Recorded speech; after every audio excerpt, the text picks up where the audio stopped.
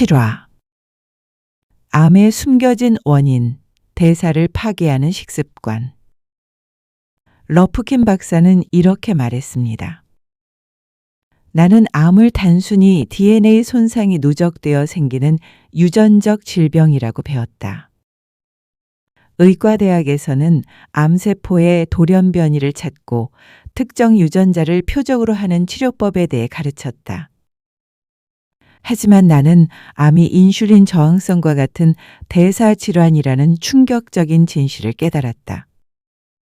암세포는 포도당을 먹고 자라는 탐욕스러운 존재였다.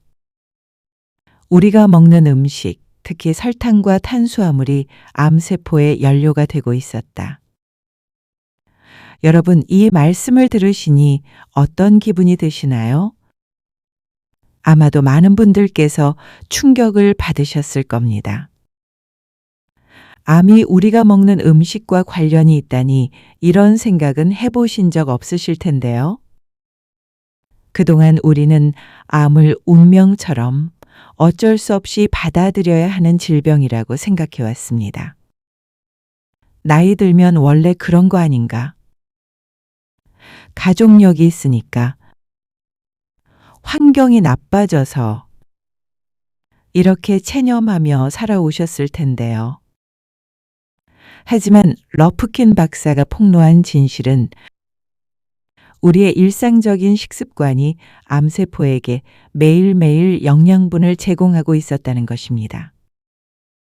여러분, 생각해 보세요.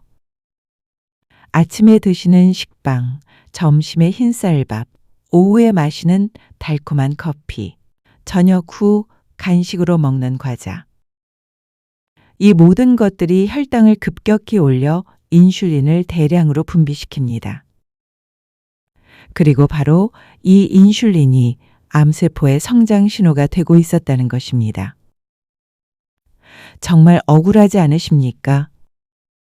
그동안 건강을 위해서라고 생각하며 먹었던 것들이 오히려 우리 몸속 암세포를 키우고 있었다니 말입니다. 특히 시니어 분들께서는 병원에서 받은 건강검진 결과를 보며 매년 걱정이 늘어가셨을 텐데요. 혹시 이상한 게 발견되지는 않을까? 가족 중에 암 환자가 있으니까 나도. 이런 불안감으로 잠 못 이루시는 분들 정말 많으실 겁니다. 러프킨 박사는 이어서 이렇게 말했습니다. 우리는 암을 유전자 질환으로만 보고 대사라는 거대한 숲을 간과했다. 우리는 암세포가 어떻게 탄생하고 증식하는지에 대한 근본적인 원인을 찾기보다 이미 발생한 암세포를 죽이는 데에만 집중했다.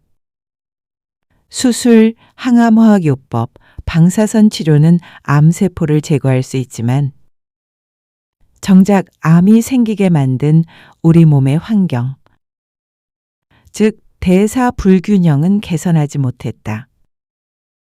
이것은 마치 불이 난 집에 물을 뿌리면서도 불이 난 원인인 기름통은 치우지 않는 것과 같았다.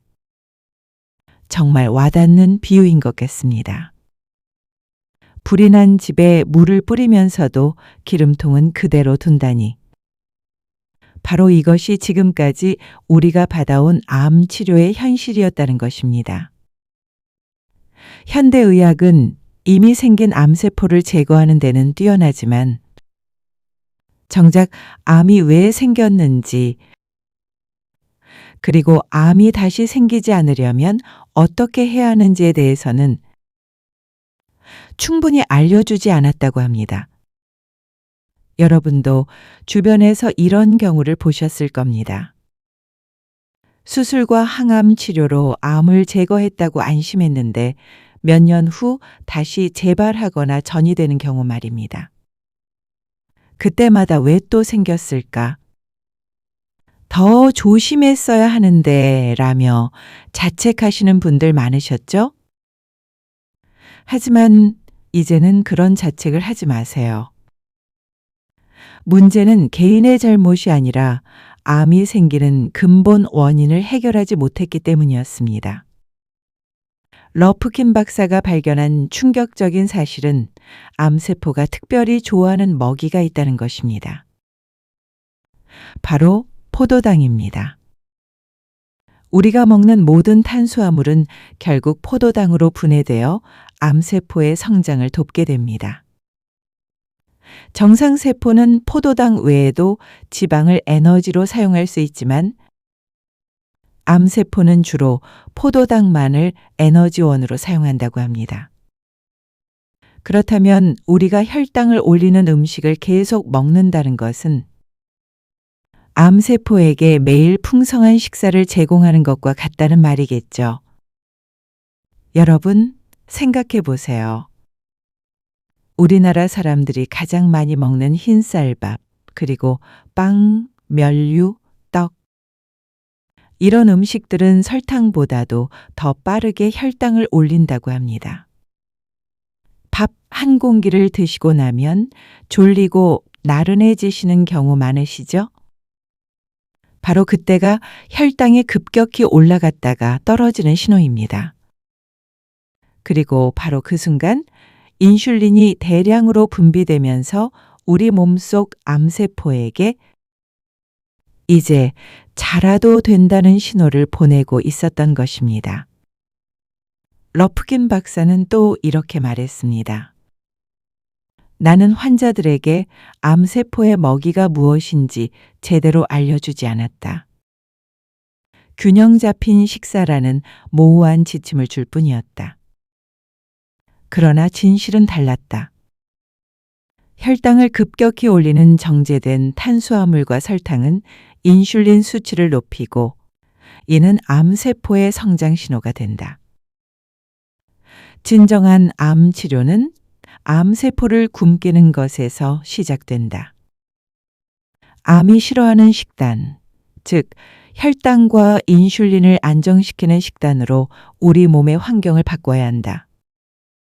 이것이 암을 예방하고 극복하는 데 약물만큼이나 중요한 전략이다. 이제 이해가 되시죠? 암을 이기는 방법은 암세포를 굶기는 것에서 시작한다는 것 말입니다. 그동안 우리는 병원에서 균형 잡힌 식사를 하세요라는 말만 들어왔습니다. 하지만 구체적으로 어떤 음식이 암세포의 먹이가 되고 어떤 음식이 암세포를 굶길 수 있는지는 자세히 배우지 못했습니다. 여러분, 이제는 다를 겁니다. 암세포가 가장 싫어하는 식단이 무엇인지 아시게 되었으니까요. 바로 혈당과 인슐린을 안정시키는 식단입니다. 구체적으로 말씀드리면 정제된 탄수화물과 설탕을 줄이고 건강한 지방과 단백질, 그리고 섬유질이 풍부한 채소를 중심으로 하는 식단입니다. 여러분께서 그럼 밥을 아예 먹으면 안 되는 건가요? 라고 걱정하실 수도 있겠지만 그런 것은 아닙니다. 중요한 것은 혈당을 급격히 올리지 않는 방식으로 식사하는 것입니다. 예를 들어 흰쌀밥 대신 현미나 보리밥을 선택하시고 밥보다는 채소와 단백질을 먼저 드시는 것입니다. 그리고 식사 사이에 간식으로 단 것을 드시는 습관을 줄이시는 것이 중요합니다. 특히 시니어 분들께서는 나이 들면 단 게 땡긴다고 하시며 오후에 달콤한 간식을 자주 드시는 경우가 많으실 텐데요. 그 순간순간이 암세포에게 영양분을 공급하는 시간이었다는 것을 이제 아셨을 겁니다. 하지만 절망하지는 마세요. 60대든 70대든 심지어 80대라도 늦지 않습니다. 우리 몸은 놀라운 회복력을 가지고 있습니다. 오늘부터라도 암세포를 굶기는 식단으로 바꾸신다면 우리 몸의 환경을 암이 살기 어려운 곳으로 만들 수 있습니다. 그동안 암은 유전이니까 어쩔 수 없어라고 체념하셨던 분들, 이제는 희망을 가지셔도 됩니다. 암의 80% 이상이 생활 습관과 관련이 있다고 합니다. 즉, 우리가 무엇을 먹고 어떻게 사느냐에 따라 암을 예방할 수 있다는 뜻입니다. 더 이상 암을 두려워만 하지 마세요. 대신 암세포가 싫어하는 생활 습관을 만들어 나가세요. 혈당을 안정시키고 염증을 줄이며 우리 몸의 자연 치유력을 높이는 것. 이것이 바로 진정한 암 예방이자 건강한 노후를 보장하는 가장 확실한 방법입니다. 병원에서 처방받은 약만 의존하지 마시고 여러분 스스로가 주체가 되어 건강을 되찾으시길 바랍니다. 자식들에게 검사 결과가 어떻게 나올까봐 걱정이다라는 말 대신 요즘 몸이 정말 가벼워졌다라는 말을 하실 수 있는 그날이 올 겁니다. 러프킨 박사가 폭로한 7번째 거짓말. 바로 암은 단순한 유전적 질병이다라는 믿음이 얼마나 위험한 생각이었는지 이제 아셨을 것입니다.